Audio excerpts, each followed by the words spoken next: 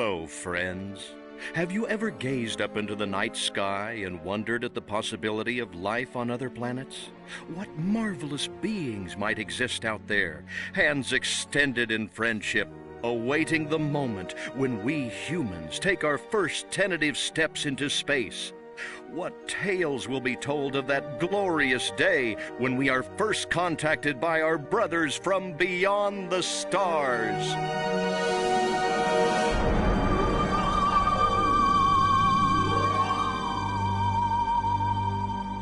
5. All systems go, General. 4. Come on, baby, show us what you got. 3. What the hell? 2. What in the blue blazes is that? 1. No, wait! Stop the countdown!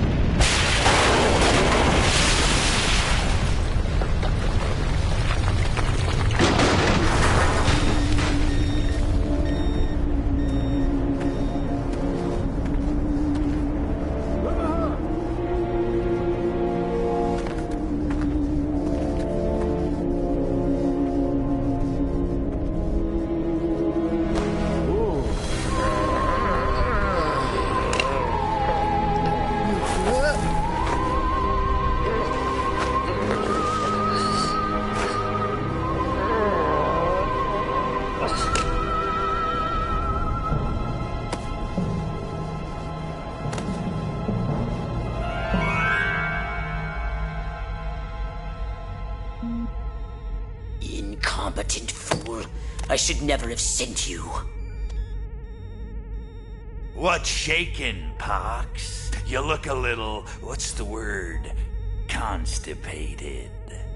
Let's just say I hope you turn out to be less of an evolutionary dead end than your predecessor. You lost me. Shall I tell you a secret? Few of our people know this, but the DNA patterns in our cloning banks are becoming more and more degraded with each new clone. That's bad, right? Only if we want to retain our immortality through cloning. Of course it's bad! I sent Crypto-136 in search of a planet we visited many eons ago. A planet seeded with pure Furon DNA. But I lost contact.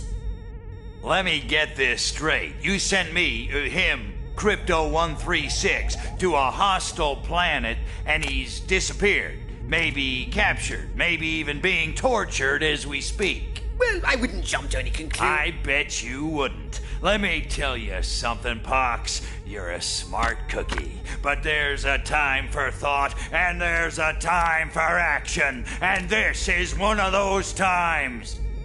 Which? The second one. Perhaps you're right, 137. Course I'm right. You kidding me? A cryptosporidium captured by a bunch of monkeys? We gotta go in. We gotta crack some craniums. We gotta rescue me. Him, he's gotta rescue me. I gotta... Brains, man. When do I get to blow things up? Patience, Crypto, patience. I take your point. Prepare the mothership. That's what I'm talking about. So, what's the name of this crummy planet? Our destination. The planet Earth.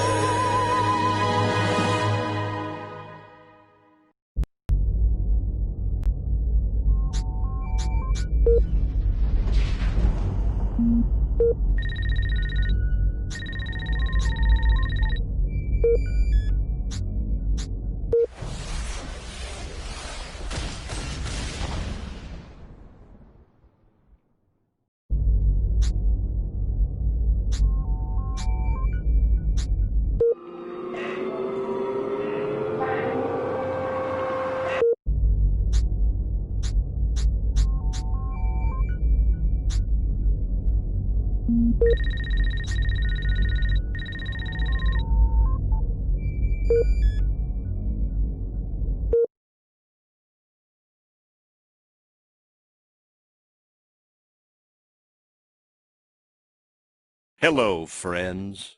Have you ever gazed up into the night sky and wondered at the possibility of life on other planets? What marvelous beings might exist out there, hands extended in friendship, awaiting the moment when we humans take our first tentative steps into space? What tales will be told of that glorious day when we are first contacted by our brothers from beyond the stars?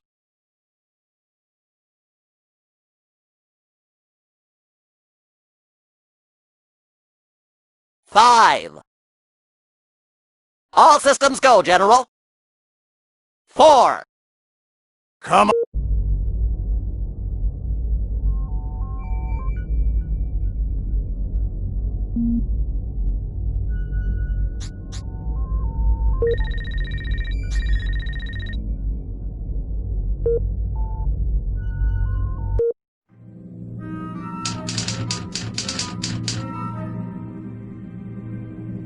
At ease. I want to keep this briefing brief. Time is a luxury we do not have. The bombers are awaiting our word. The president is on hold and my car's double parked outside. Direct cable communication has been maintained with Washington, but there is no radio at all. Now this much is certain. We have recently acquired new information from Majestic about the imminent threat to mankind. This is the enemy. Take a good look, gentlemen.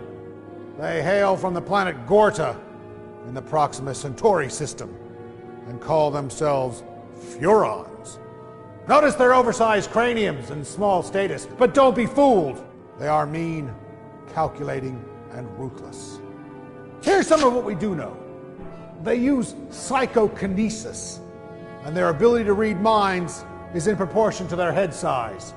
They do not sleep and have a total disdain for humans. Think of us like cattle.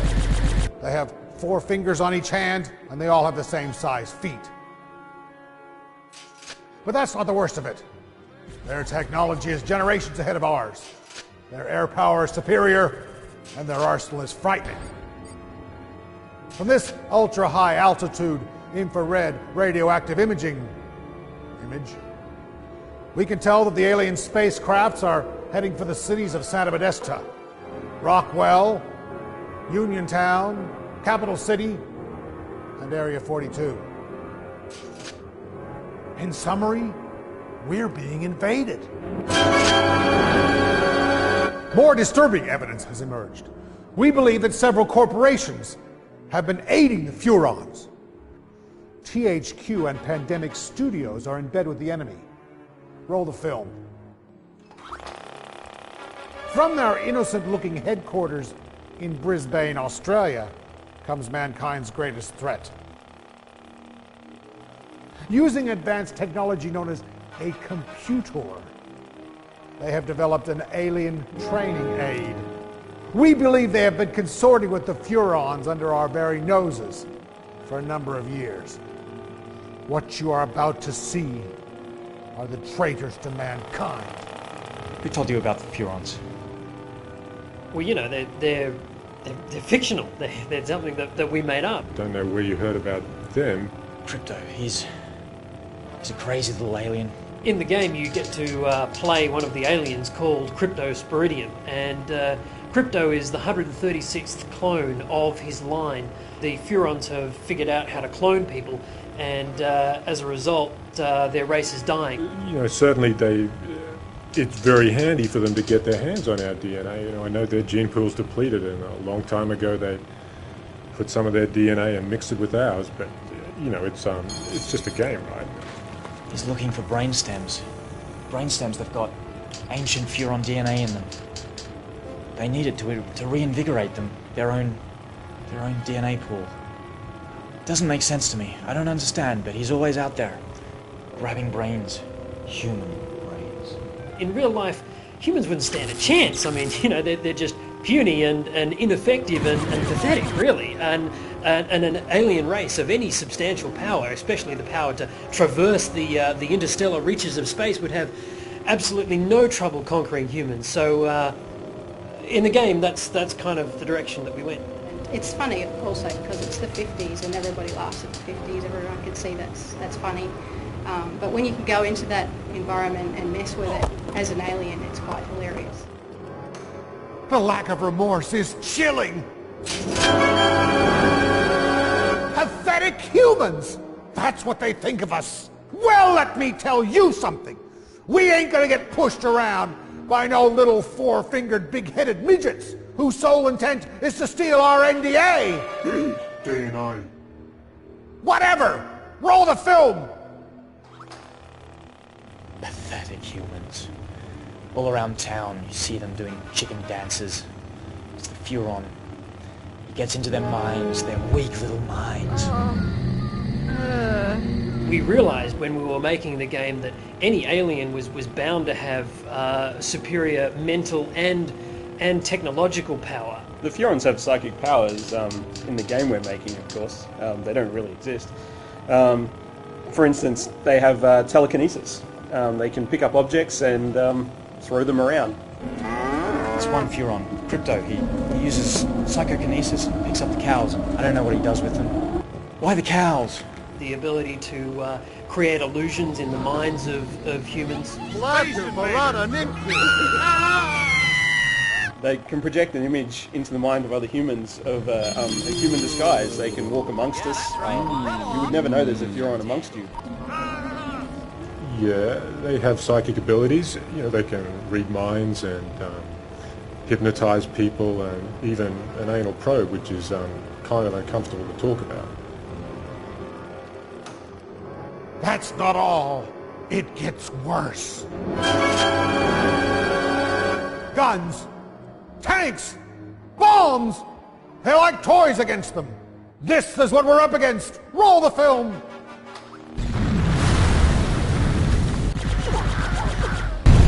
They've got some pretty cool weapons, there's no doubt, particularly from the UFO.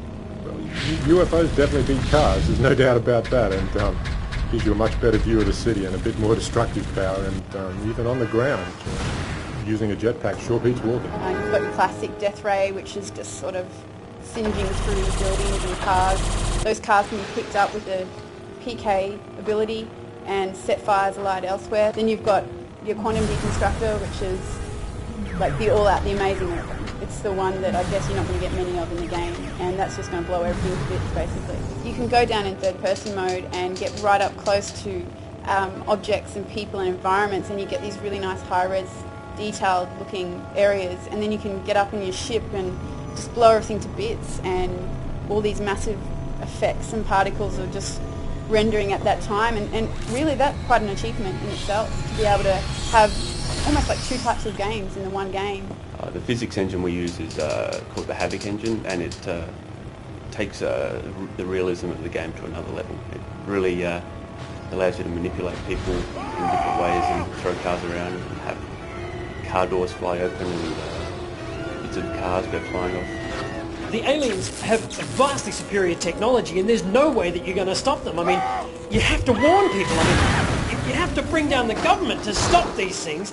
You're gonna have to do it! The government are trying to cover up what's ever happened, all these strange occurrences that are happening in and around USA to keep the population calm, but I don't think they really know either. The G-Men are purely fictitious characters we created for our game. The secret organisation they work for, completely made up. None of it's real. There'll be panic. There'll be chaos. They'll destroy all humans.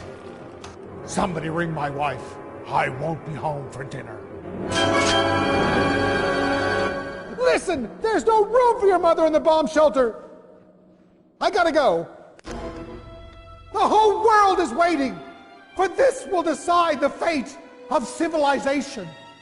All humanity, whether we live or die, will depend on what we decide here, in order to remind ourselves what exactly it is that we're up against. I asked the boys in the lab to cut together this next piece of film.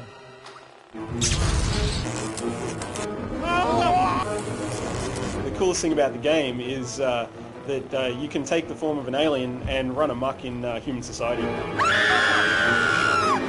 50s America, I mean, let's face it, you've seen them.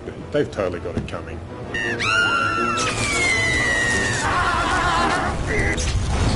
The best thing about the game is it's different. I I just love being able to play the alien for once, and the bad guy becomes the good guy.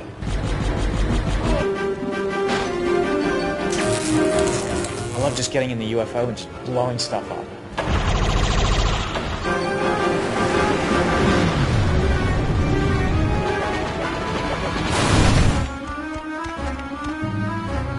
It's funny to mess with people's heads. In this game it becomes a reality and it's heaps of fun.